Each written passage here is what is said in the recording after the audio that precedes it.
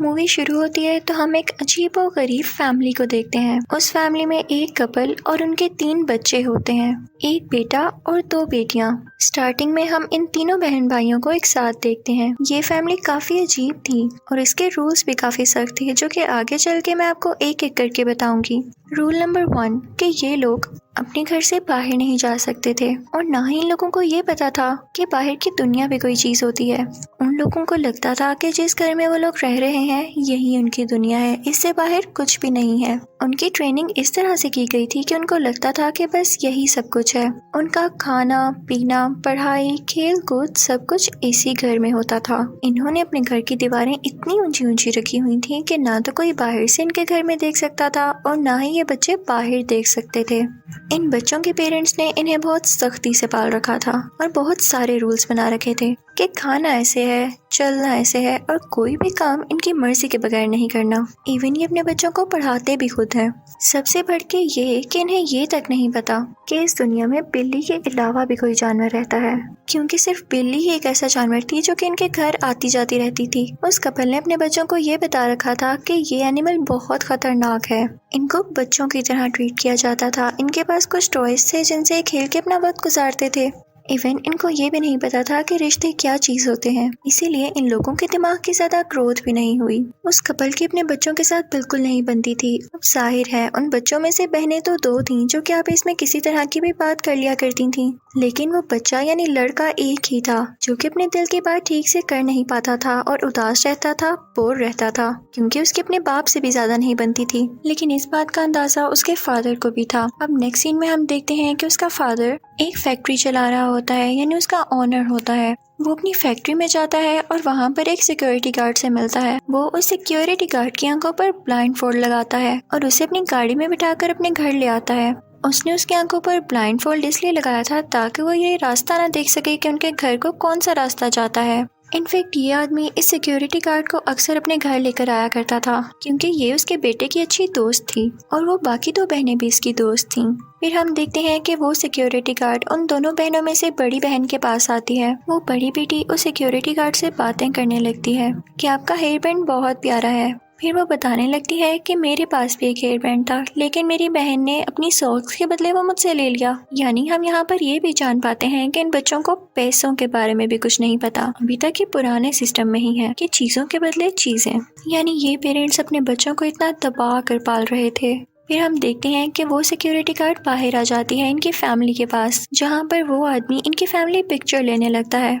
उस security guard को दिल ही दिल में काफी अजीब लगता था, क्योंकि वो जानती थी कि फैमिली पागल है, काफी अजीब है, लेकिन उसे तो बस पैसों से लेना देना था जो कि उन बच्चों का बाप उसे देता था। फिर हम देखते हैं कि वो सिक्योरिटी गार्ड वापस चली जाती है, उसी तरह से अपनी आंखों पर ब्लाइंड फोल्ड लगाकर जैसे वो आई थी। उसके जाने के बाद तीनों बच्चे आपस में खेलने लगते हैं। वो ऐसे खेल रहे थे जैसे छोटे बच्चे हों। और फिर सारा दिन खेलने के बाद वो लोग डिनर टेबल पर आते हैं। ये लोग खाना खा रहे होते हैं कि तब हमें एक और बात का पता चलता है कि इनके पेरेंट्स ने एक चीज बना रखी है, एक किस्म का कंपटीशन, कि जो बच्चा इनकी बात मानेगा और अच्छे से रहेगा उसको ये लोग एक एक स्टिकर देते जाएंगे, और जिसके पास सबसे ज्यादा स्टिकर्स होंगे वो सबसे अच्छा बच्चा होगा। और इन बच्चों में से लड़के के पास सबसे ज्यादा स्टिकर्स थे, तो इसलिए वो लोग डिसाइड करते हैं कि जिसके पास सबसे ज्यादा स्टिकर्स हैं आज उसी की मर्जी चलेगी, यानी कि वो एंजॉयमेंट के लिए क्या करना चाहते हैं। तो उनका भाई कहता है कि हम टीवी देखेंगे, और वो तीनों टीवी देखने के लिए बैठ जाते हैं। और जो आप देखने वाले हैं उससे आपको बहुत हंसी आएगी और आप हैरान भी होंगे कि उस टीवी में कुछ और नहीं बल्कि उनके घर की ही रिकॉर्डिंग थी, जो उसको देखकर एंजॉय कर रहे थे,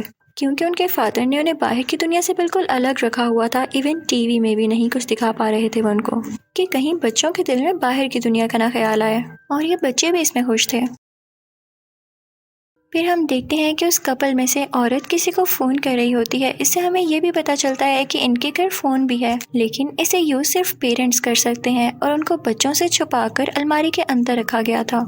इन बच्चों को ये बताया गया था कि तुम लोगों का एक और भाई होता था, लेकिन उसने हमारी बात नहीं मानी और घर से बाहर निकल गया और आज तक उसका कोई पता ना चल सका। बस हम इतना जानते हैं कि वो बहुत बड़ी मुश्किल में है, ट्रबल में है। और ये सुनकर बच्चे डर जाते और माँ बाप की बात को सच मानते हुए घर से बाहर निकलने का सोचते भी ना। उस बच्चे को देखते हैं, यानी उस भाई को, जो कि अपने फादर की कार वॉश कर रहा होता है और गाड़ी धोने के बाद वो आ जाता है अपने लॉन के अंदर और झाड़ियों और पौधों से बातें करने लगता है और उन पर स्टोन्स फेंकने लगता है, यानी यही उसकी एंजॉयमेंट थी। और फिर अचानक से स्टोन्स फेंकने लगता है जोर जोर से। उसके पेरेंट्स उसे ऐसा करता हुआ देख लेते हैं और जब उसे पूछा जाता है तो वो कहता है कि मैं बाहर स्टोन्स इसलिए फेंक रहा हूँ ताकि जो लोग मेरे बड़े भाई को तंग कर रहे हैं वो मर जाएं और उन्हें चोट आए। लेकिन उसके पेरेंट्स उसे ऐसा करने पे सजा देते हैं कि वो अपने घर से कोई भी चीज बाहर की दुनिया में ना फेंके। फिर हम देखते हैं कि इन बच्चों का फादर फैक्ट्री के लिए निकल रहा होता है और सब उसको जाता हुआ देख रहे होते हैं। फादर को देखते हैं जो कि अपनी फैक्ट्री में सोच रहे होते हैं कि मैं एक डॉग लूंगा, और फिर वो डॉग लेने के लिए जाते हैं। लेकिन उधर का ओनर इनसे कहता है कि मैं अभी आपको डॉग नहीं दे सकता क्योंकि अभी उसकी ट्रेनिंग रहती है। फिर हमें पता चलता है कि इनके फादर ने अपने बच्चों को ये बता रखा था कि तुम्हारे मुंह में जो डॉग टूथ है, यानी जो नुकीले दांत हैं, जिस दिन वो टूट जाएंगे उसी दिन तुम लोग बाहर जा सकोगे। फिर हम देखते हैं कि वापसी पर उन बच्चों का फादर उस सिक्योरिटी गार्ड को दोबारा से लाता है। वो इनके घर आती है, टाइम स्पेंड करती है और फिर पहले की तरह ही इनकी बड़ी बहन के पास भी जाती है, यानी जो बड़ी बेटी होती है, और उससे कहती है कि क्या तुम मेरी दोस्त बनोगी, इसके बदले में मैं तुम्हें हेयर बैंड दूंगी।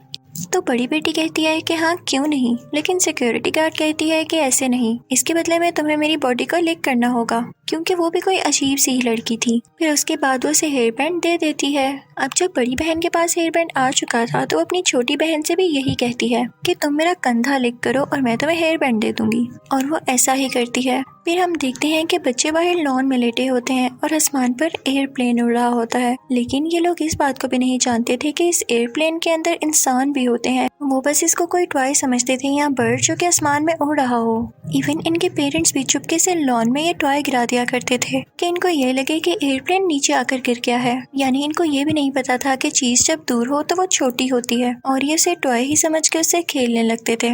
एक दिन खेलते खेलते वो लड़की अपने भाई से एयरप्लेन टॉय छीन कर बाहर फेंक देती है, लेकिन जब वो बच्चा देखता है कि एयरप्लेन टॉय घर के बाहर गिर गया है तो वो घर से बाहर नहीं निकलता कि कहीं उसके डैड न उसे डांटे। अब जब उसके डैड घर आते हैं तो अपने डैड को सारा कुछ बताता है और उनसे कहता है कि आप मुझे टॉय बाहर से ला दें। तो उसके डैड अपनी गाड़ी में बैठते हैं और घर के बाहर जाके वो टॉय उठाकर उसे देते हैं। हालांकि वो टॉय ज्यादा दूर तो नहीं गिरा था, वो पैदल भी जा सकते थे, लेकिन उन्होंने अपने बच्चों को ये बता रखा था कि अगर तुम लोग पाँव घर के बाहर की जमीन पर रखोगे तो तुम लोग मर जाओगे।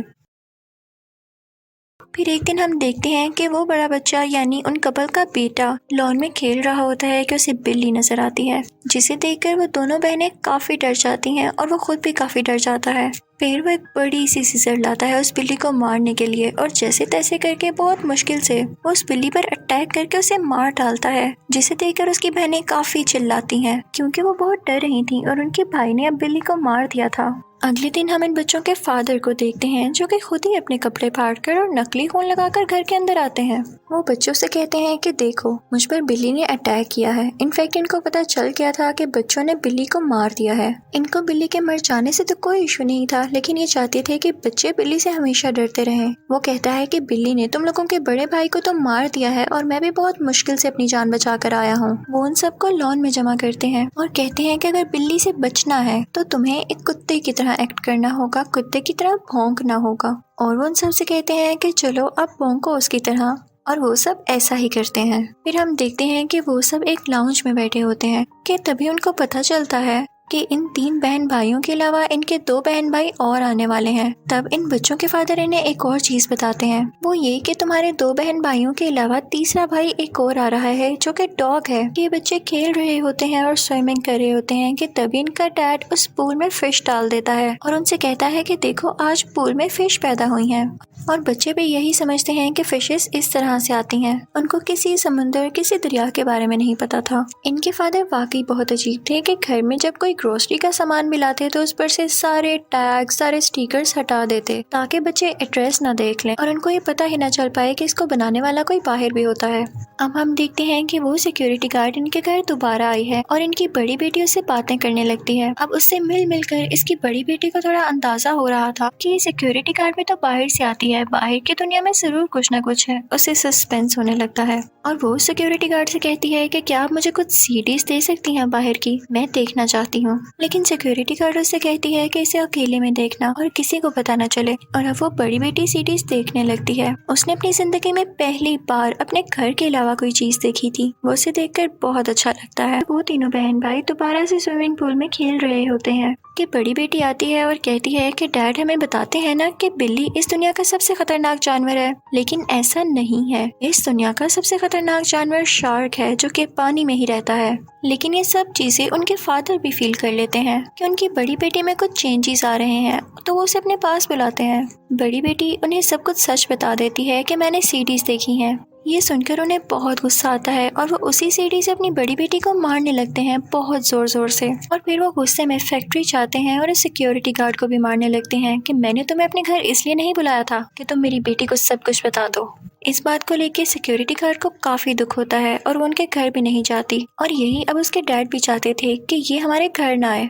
लेकिन हम देखते हैं कि घर में बड़ी बेटी में चेंजेस आना रुके नहीं थे। उसकी सोच बढ़ती जा रही थी कि जरूर बाहर कुछ ना कुछ है। वो दुनिया को जानना चाहती थी, लेकिन वो अपने फादर की इस बात पर अभी भी यकीन कर रही थी कि जब तक उसके डॉग टूथ हैं वो बाहर नहीं जा सकती है। इसलिए वो प्लान करती है कि वो अपने डॉग टूथ तोड़ देगी। तो रात को वॉशरूम जाती है और बहुत जोर से हिट करके अपने डॉग टूथ तोड़ देती है, जिसकी वजह से उसके मुंह से बहुत खून आता है। लेकिन अब उसके डॉग टूथ टूट चुके थे। और फिर रात में ही वो अपने फादर की कार के पास जाती है और कार की बैक साइड पर छुप जाती है कि जब सुबह उसके फादर फैक्ट्री के लिए जाएं तो वो भी साथ उनके साथ ही निकल जाए। और आखिरी सीन में हम बस उस कार को खड़ा हुआ देखते हैं। हो सकता है कि जब सुबह उसके फादर गए हों तो उसी दौरान वो कार से बाहर आ गई हो और दुनिया में जाकर छुप गई हो कि उसके फादर उसे देख ना सकें, लेकिन वो बाहर की दुनिया को देख सके। और इसी के साथ ये मूवी एंड हो जाती है। Thank you for watching.